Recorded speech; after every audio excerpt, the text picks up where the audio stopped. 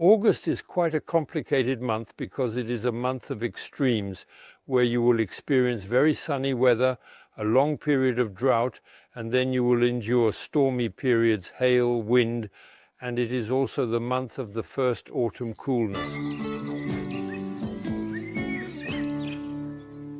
What is certain is that we will continue to water the plants whether they are indoors or outdoors, preferably with lukewarm water.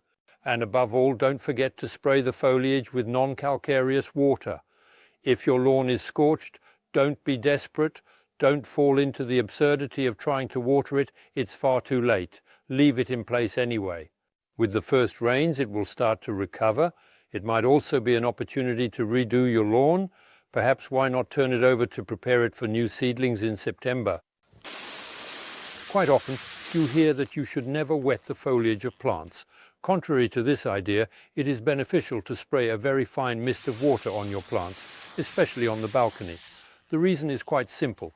It helps prevent certain diseases like aphids and mites. A small frost like that is enough to eliminate them, but it's an action, a watering, a spraying that you should do in the evening or very early in the morning, and take the opportunity to remove all the wilted flowers. In the vegetable garden, while it's the peak harvest season for green beans and tomatoes, don't forget about sowing, especially lamb's lettuce. Since it is often very hot at this time to successfully sow, don't hesitate to plant your lamb's lettuce under a burlap cloth. This also applies to all the seedlings in August. Transplant the escarole chicories, continue to prune the suckers from your tomatoes, and most importantly, remove the lower leaves, the yellow leaves, to prevent blight. In August, don't hesitate to definitely take out your shears. You will use the shears to cut all your perennials that bloomed in the spring and early summer, and definitely this will allow you to remove all the flowers, the wilted flowers. It will give them a second life and will also allow some plants, including some perennials, to bloom a second time in the fall. On the other hand, if you want to save seeds, and this is the case with digitalis, you don't cut the flowers, you leave them as they are. Flowers that will produce and make their seeds which dry on the spot. This will allow you to harvest them and more. And then the other advantage in some cases, by leaving the seeds on your perennials, it will allow them to self-sow where they want. This will give you a much wilder garden. And then know one thing, birds love seeds. However, don't hesitate to prune the roses in the beds, all those shrub roses. Here it is a variety with white flowers, very fragrant. If you didn't do it in July, it's not too late to do it in August. The benefit of cutting the inflorescences is to prevent the flowers from turning into fruits and unnecessarily exhausting your rosebush.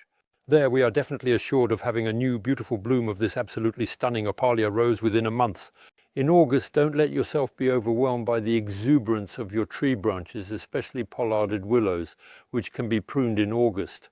We won't prune them later, so you'll benefit from young shoots during the winter. The shoots are very decorative, so don't hesitate to cut it back by a good half. This also helps to reshape these particular trees and shrubs, making them look much better. Prune all the branches, and after a few more days or weeks, new shoots will gradually start to emerge on the main stems and eventually grow a bit more. August is a month that starts with A, just like April. These are the 2 months of the year when you trim your hedge, whether it consists of evergreen foliage or conifers. In August, don't hesitate to pick up diseased fruits here. It's an apple affected by Monilia. And then it's also the time to trap those wasps that start invading our fruit trees. For that, you use a water bottle with sugary water to catch them.